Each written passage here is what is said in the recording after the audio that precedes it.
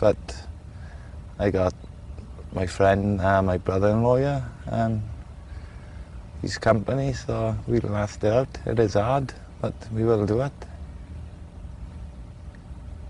How did the idea first come about to do a week of fishing? Basically, just before the accident happened in 2004, I was fishing on the same island with my son, and he caught 5 bass that night, so I was thinking about my son a few months ago, and well, I thought, well, I'll fish the lighthouse, and because it's the last landmark I fished with my son, so and I thought I'll name it like the Leeward after my son and raise money for the RNLI.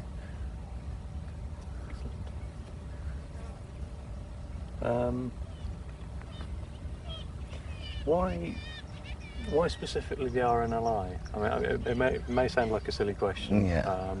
But obviously other people who are watching might not know. Yeah. So if you just start, I'm doing it for the RNLI Yeah. because... Yeah, I'm doing it for the RNLI because the guys are like, it's a nice day today, but they go out in all weathers and they rely on donations, and it's all voluntary. They're not paid by the government or anything. It's all voluntary contributions, so that's why I'm doing it for the RNLI. How much do you hope to raise, or how much do you reckon you're going to raise?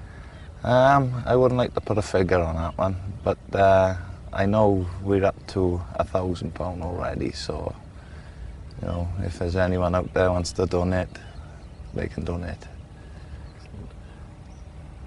Have you got any advice, any pearls of wisdom for anyone else that's thinking of doing a fundraiser for the RNLI? Well, the RNLI, they do white water rafting, 4x4, skydiving, but I'm scared of heights, so I stuck to the land. So yeah, there's plenty of activities the RNLI do to raise money, so make it up yourself and see how it goes. Did you get lots of support from the RNLI with sponsorship forms? The RNLI have been magnificent. They've been right behind me on this one. We had sponsorship forms printed out, and as soon as I had them, they were just people asking for them and just taking them. And Tamsin Davis in Cardiff, she's the events manager, and Daniel Rush is the media manager. And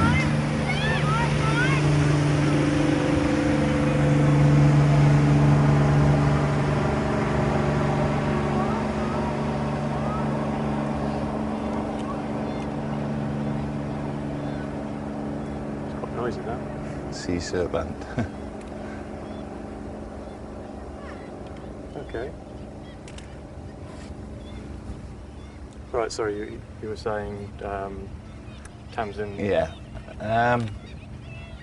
Yeah, I've had a lot of help off Tamsin Davis. She's the event manager up in Cardiff. And Daniel Rush is the media manager up in Cardiff, and they have been magnificent. So, I can't thank them enough, to be honest. Because if it weren't for them, I wouldn't be on here now.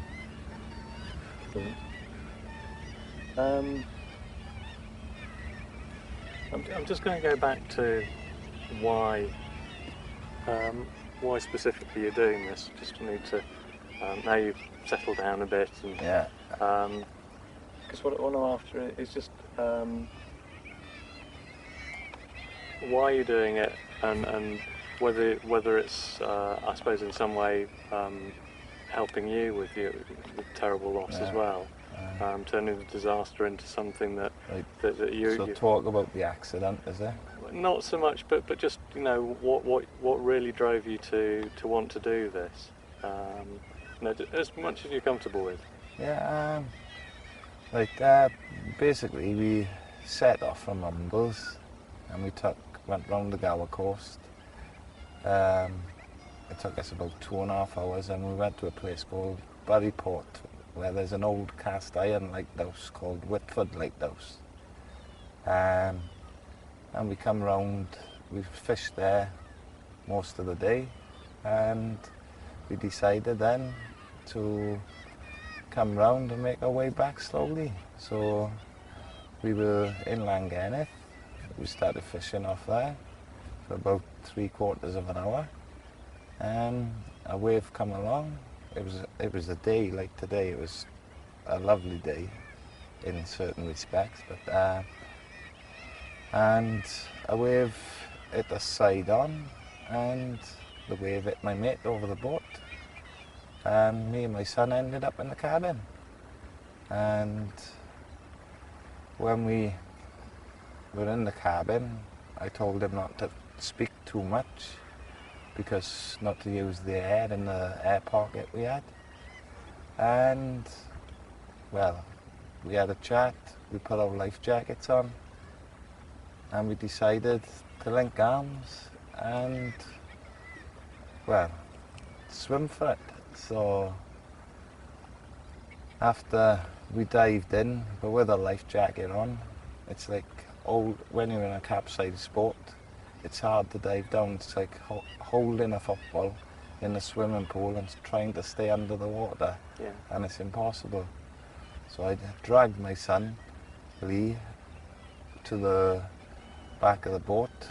I was nearly out, and a fishing rod got jammed between the gunwales of the boat. So I had to let go of Lee and pull the rod in a panic. We weren't simple as just pull the rod. The rod was jammed.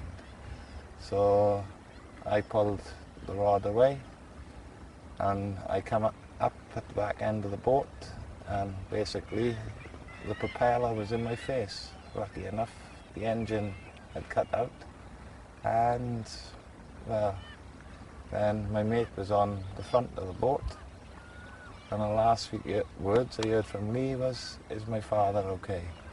But there was no tears from him or nothing. And then the RNLI, they had Tenby out, Portine and Horton and Burryport, and it was 17 days later. A Nil Walker spotted him in the water, and the Burryport boys went out then and recovered him from Bury Homes down in North Gower. And then we had to go through, it happened on the 25th of April 2004.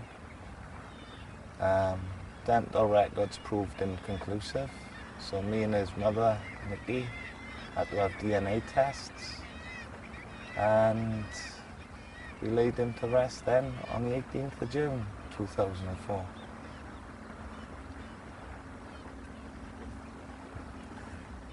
And You can ask me anything, don't worry. I'm just completely humbled by what you've been through. Did I say Did I say the last words I heard from my son, who's my father? Okay. But by doing this, you're obviously hoping to achieve money for the RNLI and sort of some sort of thank you for. Well, there's no way I could repay the RNLI back.